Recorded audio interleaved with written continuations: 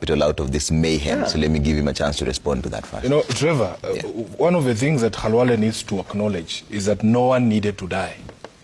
In this protest, no one needed to die. Those people you're talking about walking around with begging bowls to raise money to bury their king, Khalwale, would not be doing that but for the action of your police. But for the action of your police, we would not be mourning these people.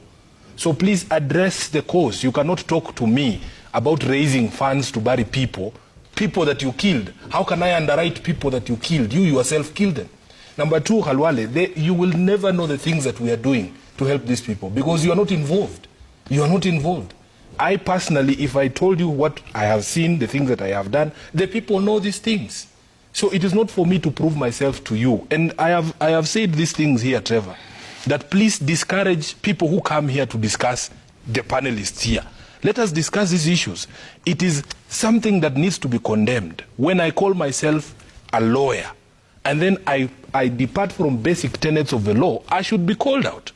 If Khalwale is a doctor and he knows even within his profession there are people who are quacks. If a doctor, somebody calling themselves a doctor, after opening somebody, a surgeon, leaves all the tools of surgery inside that person, Khalwale, is that somebody you come and say, oh, this is a professor? The academic qualifications you have are supposed to be lived. Like your life needs to reflect your education. You cannot be somebody who calls themselves a professor of law and all you do is to run around in funerals and villages beating your chest at how effective you are at crushing people exercising their democratic rights. He needs to be called out. And I said this because they usually say, oh, we don't see you with your children. My daughter is 6 years old.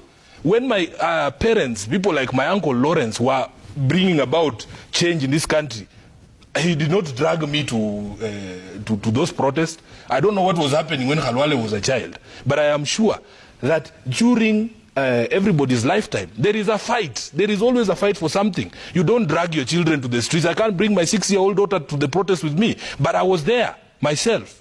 Because, Omwami, we will not forfeit the rights under this document. Number two, the people, if I was in State House as a president, I have the law. I have sworn to uphold this law.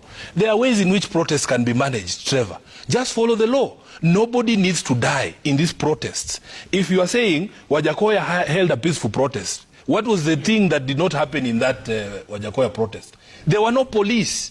I asked you the question in the morning. You saw the clip from Mombasa. People lighting candles at a park. What wrong had those people committed? It is people like Kindiki. And this clip that you played is not even his worst. You will remember last week the way he was talking, saying, oh, we are going to finish these people. We have leaders in your coalition, in your party, saying we are going to shoot to kill. He gave the police a directive, and I remember you played that clip.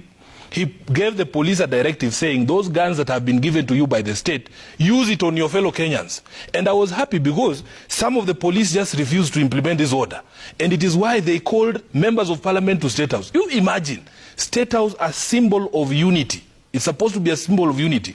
You call leaders from other places and you say now the police are refusing to shoot SIFUNA. You people must arrange goons so that we embed them with the police to do the work that you will not do.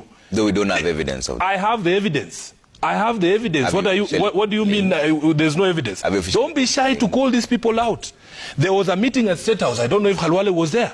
And they came out there saying, now we are going to prepare for you. You saw video clips of leaders saying, here in my place there will be no maandamano. They organized counter-protest. In Kakamega, Trevor, the SG of UDA was allowed to run protest. Why was Malala not tear-gassed? What is the difference between his protest and me walking with the people in Kibra? That is what we are calling selective application of the law. And they know that what they are doing is wrong. So we are not going to be cowed by anyone. I was present at the protest myself. They told us if we show up, they're going to kill us. We were there. And you see, Trevor, the things that we do, some of them say, oh, SIFUNA, you guys are cowards. Why were you hiding? I am telling you, Trevor, there is no bravery in walking bare-chested like this towards people who are armed and have told you they are going to kill you. It's actually stupidity for me to just walk in the streets knowing these goons are here, they are armed, and they are going to kill me, and then I walk there to show my bravery. It is stupidity. I don't want to die. And I shouldn't have to die. No one has to die. Trevor, this regime has to be called out. It is possible for you to have peaceful protests without anybody dying. Okay. And you cannot come and tell us here that, oh, you should underwrite the losses when you are the ones who are killing them. Okay. He has not seen the things that I saw. I know he's a medical doctor. I am sure you have seen victims of bullet trauma, Halwale. I have seen them myself, and it is something that you cannot unsee. We went to Mama Lucy Hospital yesterday. There are victims there, people who had nothing to do with protests.